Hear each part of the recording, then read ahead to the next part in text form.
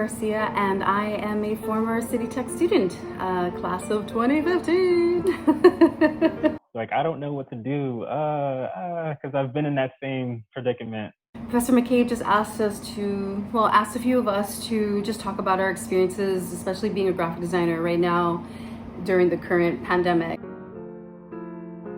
And I asked my friend who's a recruiter for Google if she's noticed any differences or what's going on there. And she said for a company as big as Google, there's been no difference except that everyone's remote.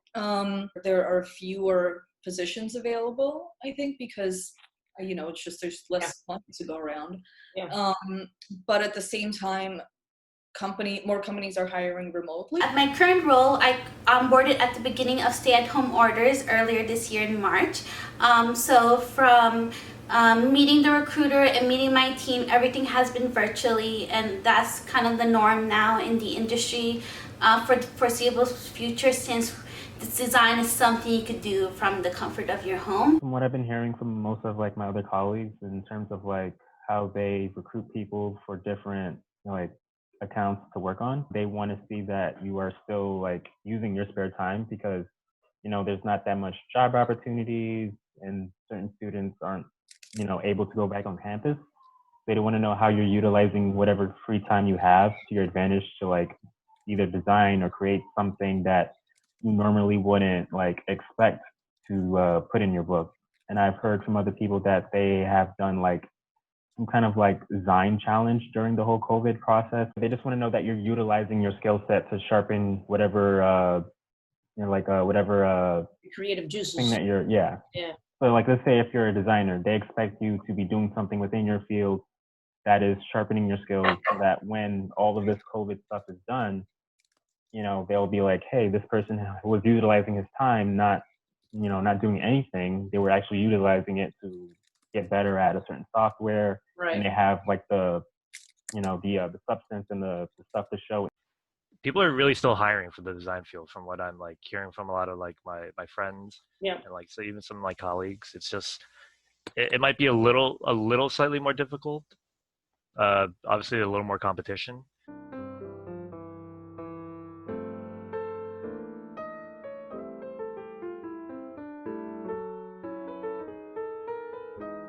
This is one of those moments when this has never happened before. It's Mm-hmm. like the birth of the internet. Nobody's done this before, so just try anything out. So right now is a good time to just try stuff out. Mm-hmm.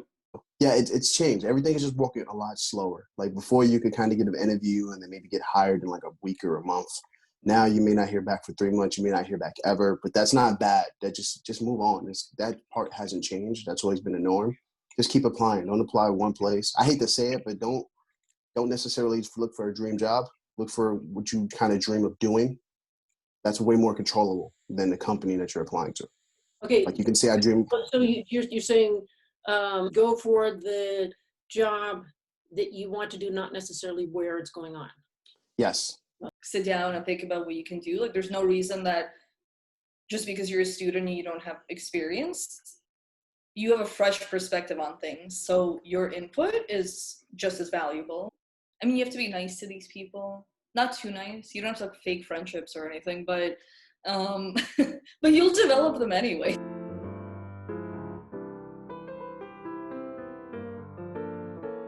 You can work around the world, basically. I mean, yeah, why not? Go on LinkedIn. On LinkedIn. LinkedIn. The question I have really is about networking, because that's harder to do. That is harder to do. I think I'm the worst person to ask about this, because I hate networking and I've tried to avoid doing it my whole life.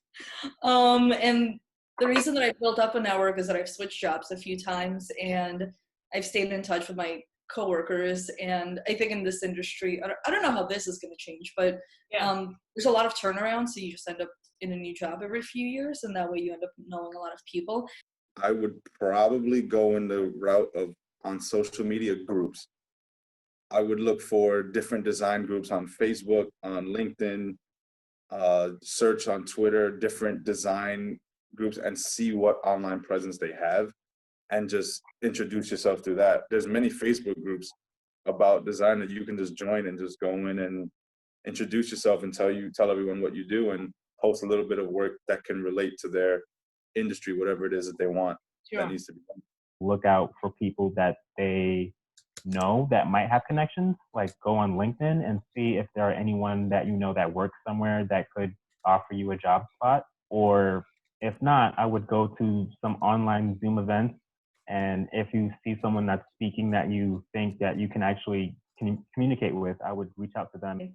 I mean, one of the other silver lining parts of this whole situation is that everybody's starting from scratch, basically. Everyone's at square one, and that they don't know how to solve these problems. And so it's always a good opportunity if you get in somewhere in the beginning, because, you know, if someone's trying some kind of networking event online and you join from the very beginning and there's only 10 people there, or you have some brilliant idea of how to make it better, you actually have the opportunity to like be seen and be heard and be listened to, because you're not being drowned out by, you know, either like whatever, like decades of tradition that they're not going to change, or like a huge crowd that everyone already knows each other.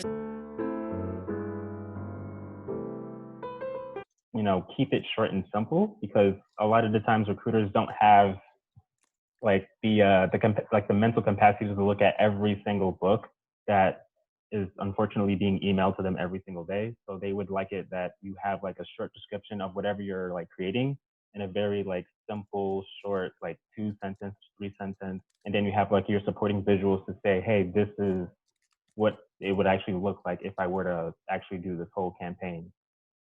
So just keeping it short and simple, and actually like showing like the strategy behind it that would make people want to like engage with it for the most part. I could speak about my experience in working in an advertising agency, especially in art direction. Art direction is all about storytelling and trying to reach people of different backgrounds and ethnicities, and trying to make sure you make authentic story and authentic narratives that could grab the attention of consumers. To be a good art director in advertising, you definitely have to have a good skill set and background in design, especially typography and fonts and color and all of that stuff.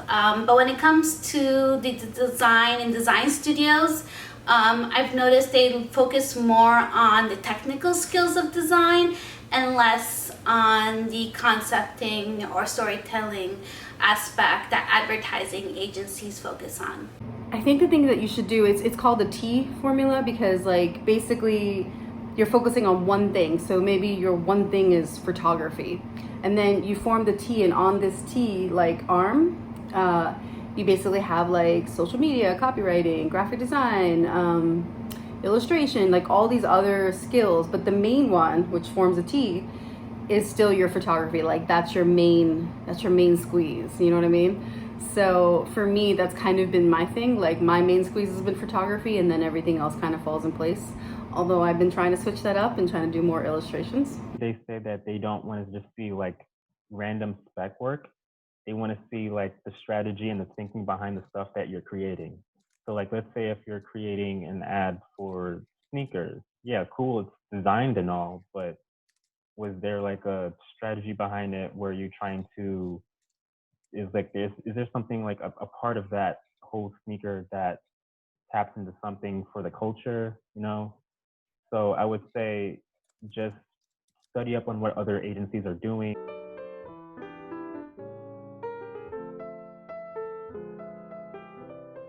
Like they do say, like think of really big, grand ideas, but if you don't have the certain like thought process behind it, like if you're saying, I want to do an ad campaign that talks about saving pandas, like how would you break it all down? Like how would you have people be aware that you're trying to save pandas with all the media buy that you're using, or how you're going to utilize the social platform that you're going to be talking about all this? Like how are you clearly planning out everything? The thing that we look for is that thought process. So just aside for the actual design skills, it's like, well, how did you approach this? And even if the end result is well, we tried this and we tried this and we found that it doesn't work, that's great because you considered the problem, you came up with a bunch of hypotheses, you tested them, they didn't work, that's the result, that's the knowledge that you gained, and that's great, and like that's what I want to see.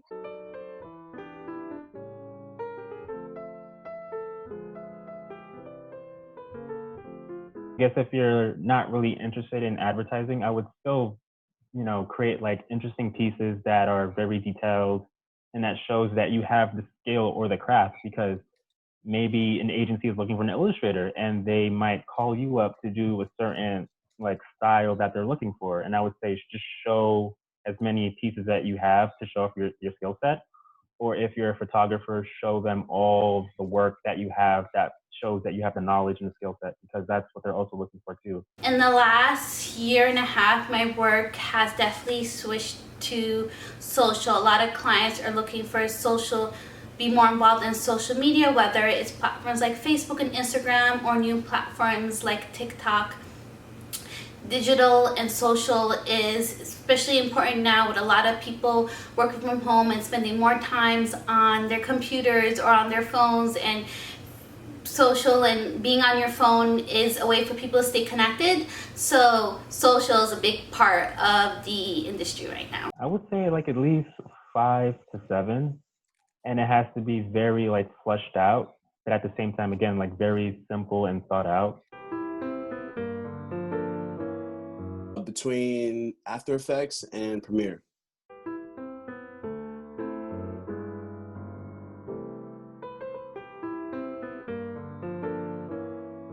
Just kind of getting like some of the soft skills a little better, like communication, I think.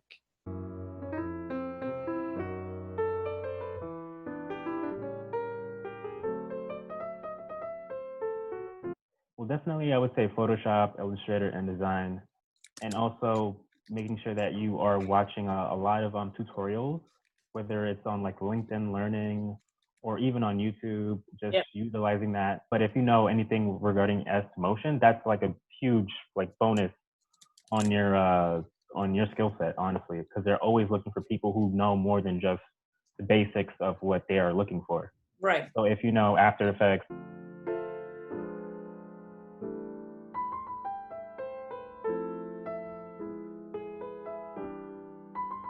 My wish list would be heavy into Premiere, After Effects, and definitely Photoshop. And we'll throw in Illustrator there too, because Illustrator is used a lot from my experience. So Premiere as opposed to Final Cut? Yes, Premiere as opposed to Final Cut. Now, is that because that's what the industry is demanding, or that you prefer? I prefer Premiere over Final Cut, but I've also seen in interviews and stuff that Premiere is what's being asked for more than Final Cut, because Premiere can be used across all the spectrum. So I think Final Cut is only Mac based. I could be wrong though. Oh, I didn't know that. I'm not sure that's true. Because it changes. I think every month there's some new trend coming on, and I have to fight to keep up with it just to see what's going on. Yes.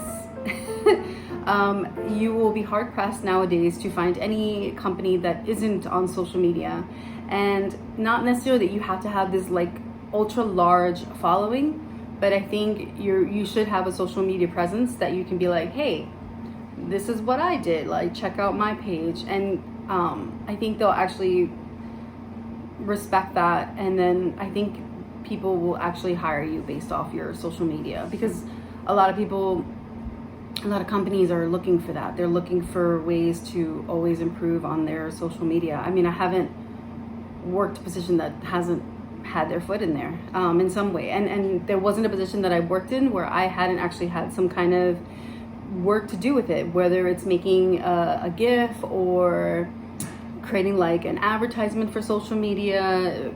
Mostly it's been creating the content and doing video work, creating ads, creating fun videos to show what the product looks like and what it feels like, just kind of lifestyle.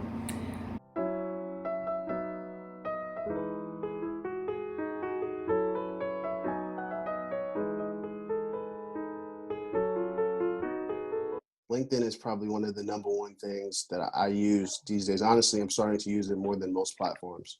Like I know everybody loves Facebook, Twitter, Instagram, and all that stuff, but I'm using LinkedIn more actively than I have over like the past 8 months. And it has been very good because in my personal opinion, and even just data backs this, the metrics for your post on LinkedIn, in my opinion, is better than most platforms. With Instagram and Facebook and stuff like that, you kind of have to get into the weeds of the data to figure out who is actually looking at your content and all of that. Like they make it kind of muddled because they want you to pay. LinkedIn essentially wants to connect you to people, and they want you to know who's connecting with what you're watching. So if you made any post on LinkedIn, you can go in it without paying anything additionally. Look at your post; it will tell you how many people it reached. If you clicked on it, it will tell you the kind of people that it reached. So it'll tell you the companies that these people work for, and it may also tell you who the people are. So that's really informative in my opinion, especially if you. The other thing with LinkedIn is it's about work. It's not social media per se. It's for you to be involved in your industry. Facebook and Instagram is just, here's my cat. This is true. It really depends on what you're doing with it. I mean, I know that you can also, it helps with visibility, so other people will find your work potentially and see it, and they might be impressed, and it makes you look like, oh, okay, this person is really dedicated to this person's really like passionate and interested in this. But which I think actually also helps a lot more when you're starting out, because you might not have that much work in your portfolio because you just haven't had as much experience.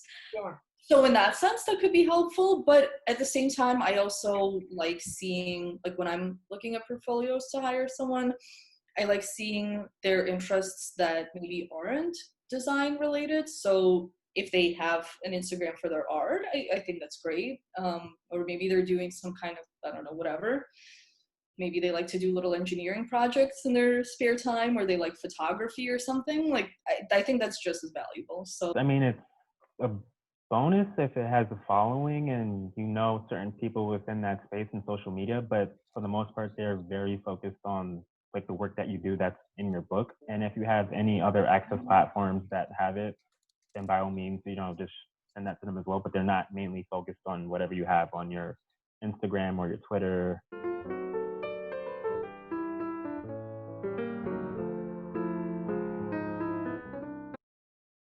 What you should kind of do, in my opinion, is not really post up a lot of your professional work.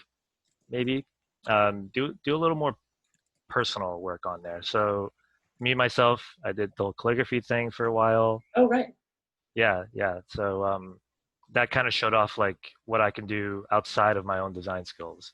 Like, yeah, like design, you want to show people like how you're thinking, your processes and all that. But like to really stand out, I think like having some sort of personality attached to your name really helps you out.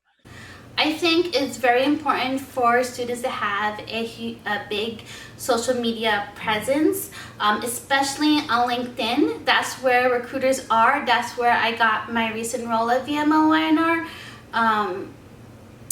All my jobs, I got it through networking people online. I've applied to jobs online at the same companies I used to work at. And get rejected, but that doesn't mean you're not good enough. It's all about the people you meet in the industry, and since we can't go to events, the best way to meet those people is online and through LinkedIn.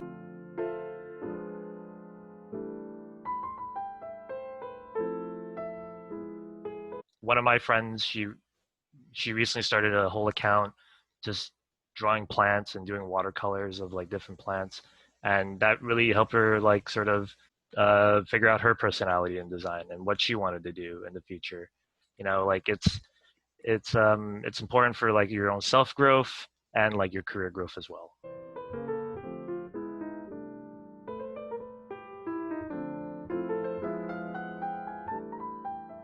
I think social media, you have to monitor yourself, and if you're using it in a healthy and productive way, then sure, make a Instagram account for your design. Maybe that's something that's going to motivate you to do some kind of small design projects to like improve your skills, because you're posting them, so it's this motivation to keep doing it and working on yourself. That's good. But if it's something that is like eating away at all of your time and you're actually not doing anything and you're just scrolling, or maybe it's making you feel bad because you're thinking that you're never going to be as good as this, then that's not productive.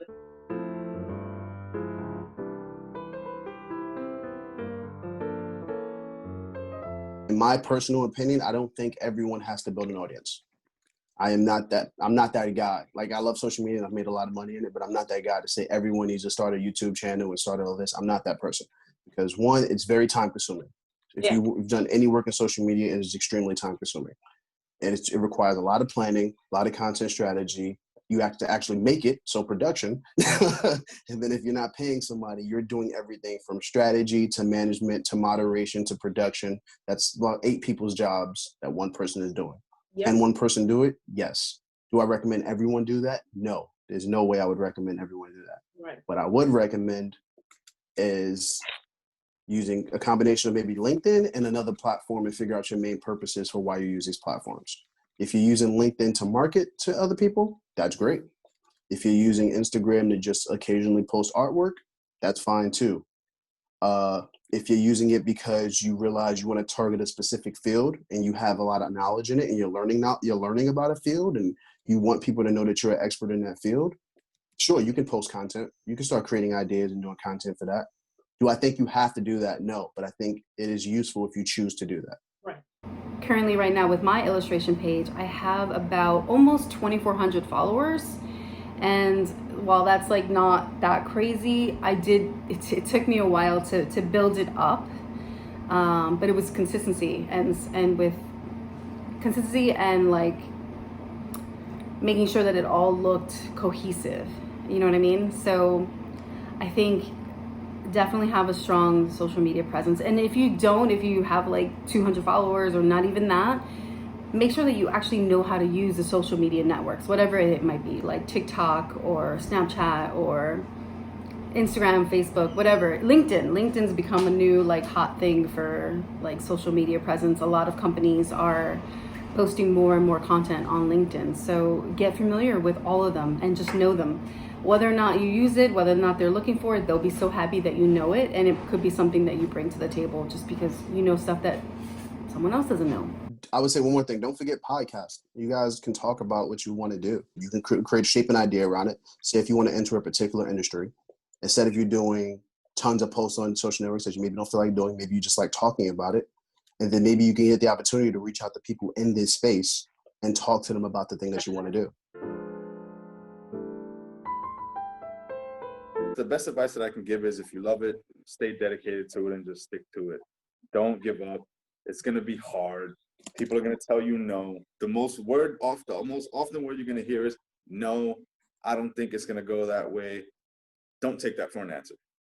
Just get up, keep pushing, keep your head up, draw, design, do whatever it is that you love to do. Just keep doing it and don't let nobody take that away from you.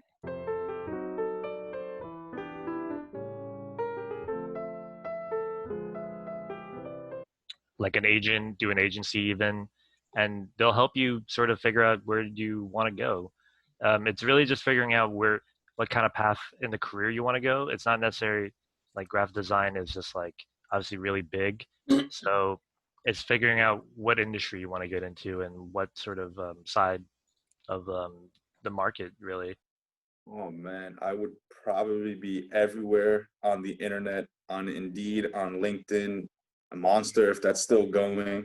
I would be on Dribble. I would be heavy on Behance and just contacting people through LinkedIn, Behance, and all those other platforms to see if they need any kind of little graphics, little flyers, little web banners, little something small that can help them, and put my name out there to try to work with them. Sure.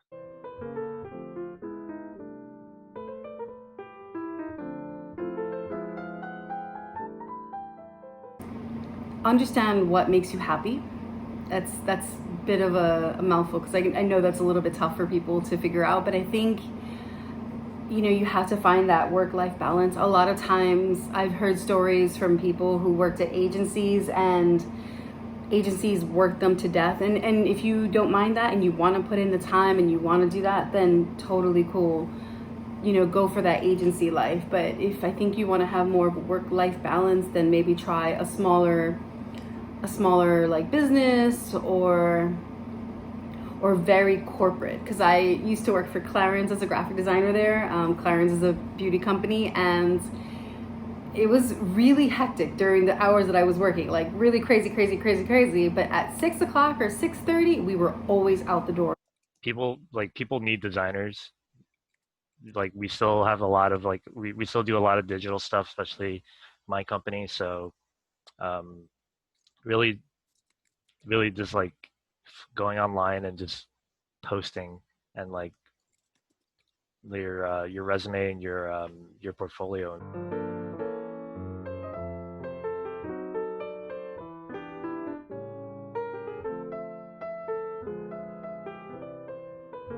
I mean, to be clear, you have to be a very good designer, and you have to have skills. And there's a lot of competition, and everybody's pretty good. So you have to have that. Things that I would recommend anyone does, regardless of field, is get a little bit of financial education, get a good understanding of kind of what do you need to live, how much money do you need to live from month to month, like not just year to year, month to month, like, really do like just a simple budget thing and realize, okay, I need $1,000 to $2,000 a month to live. Okay, great. Now I know what I kind of need to survive. I feel like we're really fortunate as graphic designers because we are able to work from home for the most part.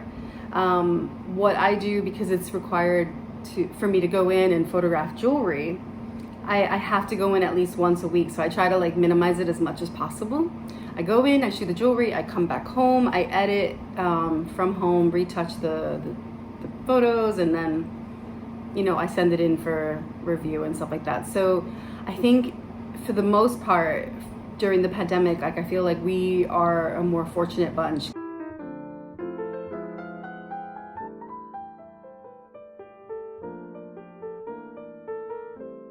Like, I'm like, do I want to work in-house? Because it would be nice to just like stick to one product and really like develop it. But then it's so nice to be able to work on with different clients. You literally learn about all of these different things that you would never learn about. So the benefit of working for an agency is that you get to work on different projects and learn about how maybe you should start thinking about your retirement savings. I just started taking whatever opportunity I could get. I made sure to follow up with Douglas Davis or Professor Garastegui to see if there were any opportunities or any seminars or events that I could attend. And I just, I put myself out there. Yeah, I showed them the work. I put myself out there, and they came to me, and I was like, cool. So I guess that's all you have to do, basically. But you have to do it virtually in this time and age. So that's the hard part. Yeah, but what you're proving is those efforts pay off. It's not like a fantasy that's ever going to happen. It actually works. This process works.